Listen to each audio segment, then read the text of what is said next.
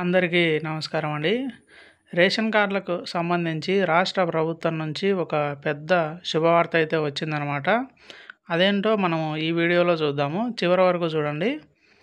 మొదటొచ్చేసి మనకు ఎవరైతే రేషన్ కార్డులు లేవో మన రాష్ట్రంలో వారందరూ రేషన్ కార్డులకి అప్లై చేసుకోవాలని చెప్పి రాష్ట్ర ప్రభుత్వము ఒక సూచన అయితే ఇవ్వడం జరిగిందనమాట.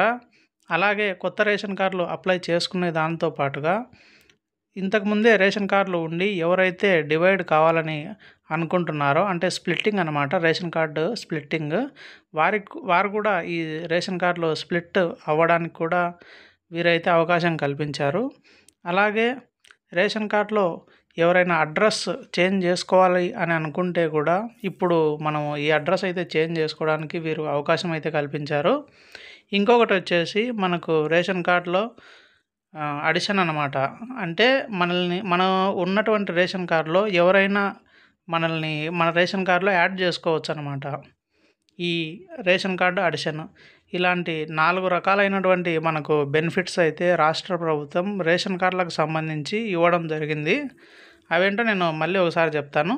మొదటిది వచ్చేసరికి కొత్తగా రేషన్ కార్డ్స్ అప్లై చేసుకోవడము. రెండవది వచ్చేసి రేషన్ కార్డు స్ప్లిట్టింగ్ అనమాట, అంటే డివైడ్ చేసుకోవడము. మూడవది వచ్చేసి రేషన్ కార్డు అడిషన్, అంటే ఎవరినైనా కొత్త వాళ్ళని మన రేషన్ కార్డులో యాడ్ చేసుకోవడము.